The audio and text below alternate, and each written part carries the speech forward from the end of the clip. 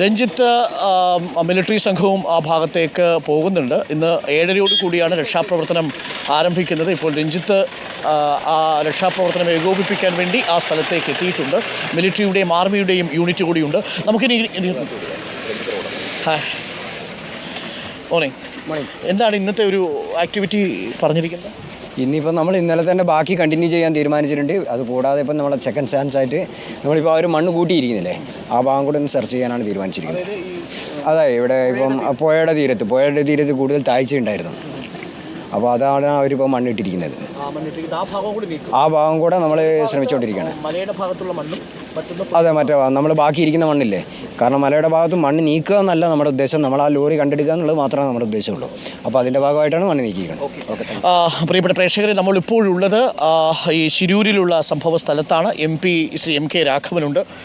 ഒപ്പം മറ്റ് NDRFൻ്റെയും SDRFൻ്റെയും പ്രവർത്തകർ കൂടി എത്തുന്നുണ്ട്. അവരിപ്പോൾ സംഭവ സ്ഥലത്തേക്ക് എത്തിക്കൊണ്ടിരിക്കുന്നു. SDRFൻ്റെ സംഘവും NDRFൻ്റെ സംഘവും തയ്യാറെടുക്കുന്ന ദൃശ്യങ്ങൾ കൂടി കാണാം.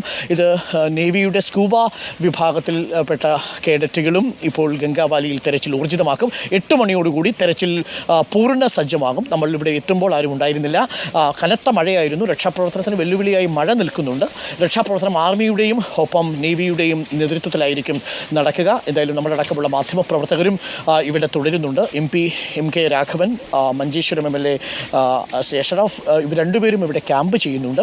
ഇന്ന് ഏതെങ്കിലും ഒരു ഉദ്യോഗസ്ഥനെ സംസ്ഥാന സർക്കാരിന് വേണ്ടി ഇവിടേക്ക് ഡെപ്യൂട്ടി ചെയ്യാനായി ഒരു നോഡൽ ഉദ്യോഗസ്ഥനായി നിയമിക്കുകയും കുടുംബത്തിനും നമുക്ക് നാട്ടിലും കാര്യമായ വിവരങ്ങൾ അറിയുന്നതിന് വേണ്ടി ഒരാളെ നിയോഗിക്കുകയും ചെയ്യുക എന്നതാണ് ഒരു പ്രധാനപ്പെട്ട കാര്യം. അത് ഏത് സമയത്തും നമ്മൾ അങ്ങനെ ഒരു തീരുമാനമുണ്ടാകുമെന്ന് പ്രതീക്ഷിക്കുക കൂടി ചെയ്യുന്നുണ്ട്.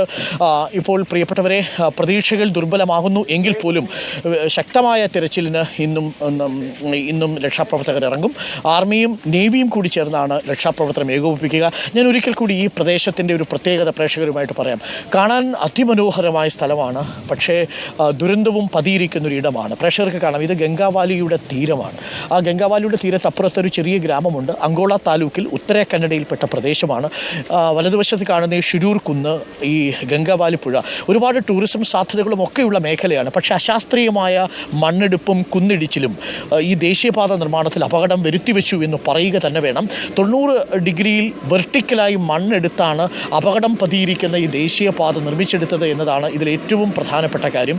ഇതിനെ കരാറെടുത്ത കമ്പനി പോലും പലപ്പോഴും അത് പൂർത്തിയാക്കാതെ പോകുന്ന സാഹചര്യമുണ്ടായി. പല ഘട്ടങ്ങളിലും 11 വർഷമായി തുടരുന്ന ദേശീയപാത നിർമ്മാണമാണ്. അതാണ് വളരെ അശാസ്ത്രീയമായി മണ്ണെടുത്ത് നമ്മൾ കണ്ടത്. ഇത് കഴിഞ്ഞ 140 മണിക്കൂറായി ഇവിടെ ഓടിക്കൊണ്ടിരിക്കുന്ന വാഹനങ്ങളിൽ ഒന്നാണ്. തുടർച്ചയായി മണ്ണെടുത്ത് ആദ്യമൊക്കെ 1-2 കിലോമീറ്റർ ദൂരത്തിലാണ് ആ മണ്ണ് എടുത്തിട്ടിരുന്നതെങ്കിൽ ഇപ്പോൾ തൊട്ടടുത്ത് തന്നെ മണ്ണിട്ട് അതിൻ്റെ വേഗതയൊക്കെ കൂട്ടിയിട്ടുണ്ട്. പല വാഹനങ്ങളും തകരാറിലായിട്ടുണ്ട്. ഇതിന് എഞ്ചിനൊക്കെ അഴിച്ചു വെച്ചിരിക്കുന്നത് പ്രേക്ഷകർക്ക് കാണാം. പല വാഹനങ്ങളും പാതി വഴിയിൽ പണിമുടക്കുന്നുണ്ട്. കാരണം തുടർച്ചയായി രക്ഷാപ്രവർത്തനം നടത്തുന്നതിൻ്റെ ഭാഗമായി എഞ്ചിൻ തന്നെ കംപ്ലൈൻ്റായ ഒരു വാഹനമാണ് ഇവിടെ കിടക്കുന്നത്. മുന്നോട്ട് പോലും പോകാൻ കഴിയില്ല. ഞങ്ങൾ ഇന്നലെ കുറേ ടിപ്പർ ഉടമകളോടും സംസാരിച്ചിരുന്നു. തുടർച്ചയായിട്ട് വാഹനം ഇങ്ങനെ ഓടുന്നു, മണ്ണിലാണ് ഓടിക്കൊണ്ടിരിക്കുന്നത്, പ്രതികൂലമായ സാഹചര്യമുണ്ട്, ചെളിവെള്ളമുണ്ട്, അതൊക്കെ മെഷീനെ കൂടി സാരമായി ബാധിക്കുന്നു എന്നവർ പറയുകയും ചെയ്തു.